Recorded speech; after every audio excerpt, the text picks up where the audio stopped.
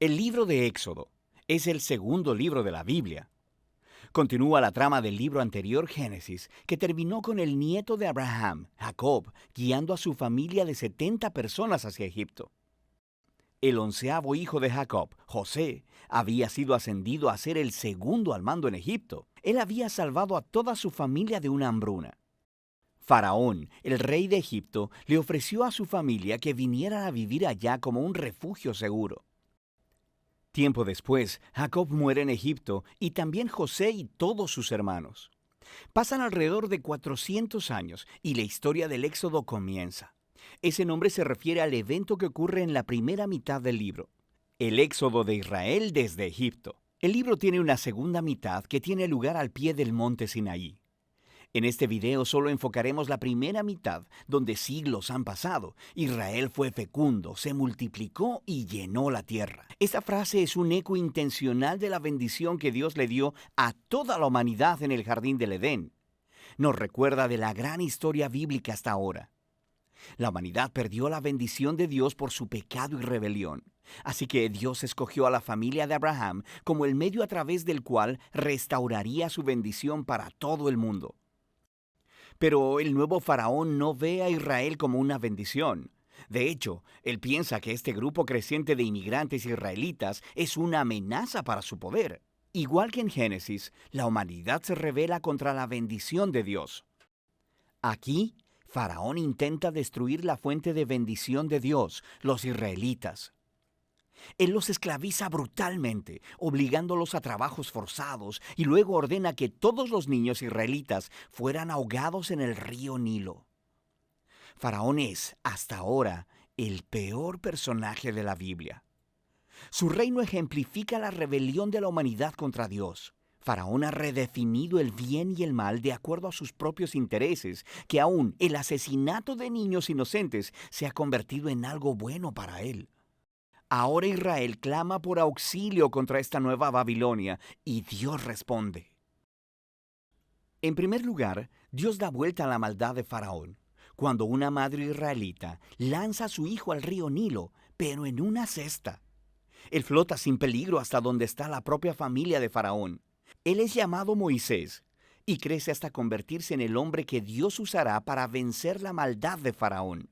En la famosa historia de la zarza ardiente, Dios se le aparece a Moisés y le manda ir delante de Faraón y ordenarle que libere a los israelitas. Dios dice que él sabe que Faraón se resistirá, así que traerá su juicio sobre Egipto en forma de plagas. Luego, Dios también dice que él endurecerá el corazón de Faraón. Entonces, se nos presenta la siguiente parte importante de la historia, la confrontación entre Dios y Faraón. ¿Qué significa eso que Dios dice que Él endurecerá el corazón de Faraón? Es muy importante que leamos esta sección de la narración muy cuidadosamente y en secuencia. En el primer encuentro entre Moisés y Faraón, simplemente se nos dice que el corazón de Faraón se endureció. No hay implicación de que Dios hizo algo. En respuesta, Dios envía las primeras 5 plagas, cada una confrontando a Faraón y a uno de sus dioses egipcios. Cada vez, Moisés le ofrece una oportunidad para que Faraón se humille y deje ir a los israelitas. Pero después de cada plaga, se nos dice o que Faraón endureció su corazón o que su corazón se endureció. Lo está haciendo de su propia voluntad. Finalmente, es con el segundo grupo de 5 plagas que empezamos a escuchar cómo Dios endureció el corazón de Faraón. El punto de la historia parece ser este. Aunque Dios sabía que Faraón resistiría su voluntad, de todos modos Dios le ofreció todas estas oportunidades de hacer lo correcto. Eventualmente, la maldad de Faraón llega a un punto sin retorno. Quiero decir, hasta sus propios consejeros creen que él ha perdido la razón. Es en este punto que Dios toma las riendas y dobla la maldad de Faraón hacia sus propios propósitos redentivos. Dios atrae a Faraón hacia su propia destrucción, mientras salva a su pueblo. ¿Qué es lo que sucede después?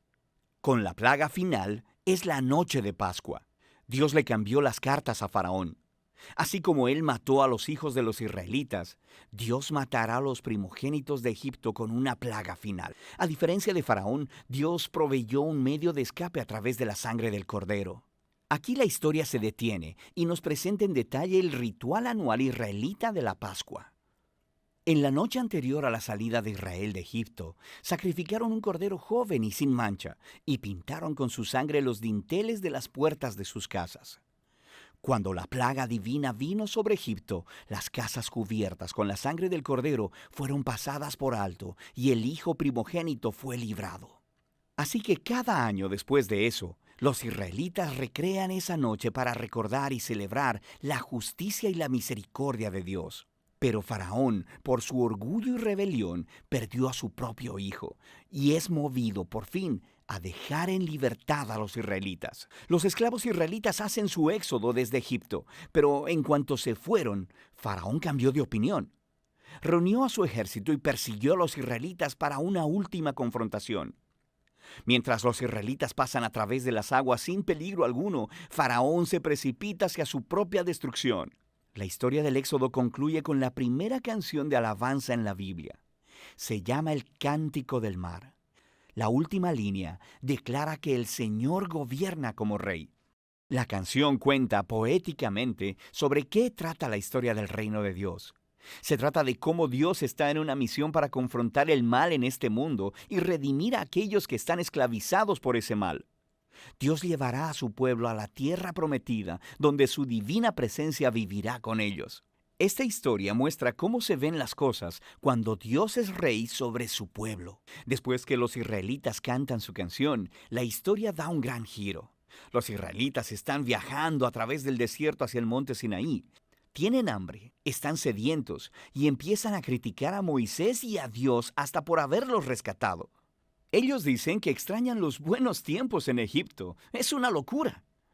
Dios, en su misericordia, provee a Israel alimento y agua en el desierto. Pero estas historias oscurecen el panorama. Nos comenzamos a preguntar, ¿podría ser que el corazón de Israel sea tan duro como el de Faraón? Ya lo veremos. Por ahora, esa es la primera mitad del libro de Éxodo.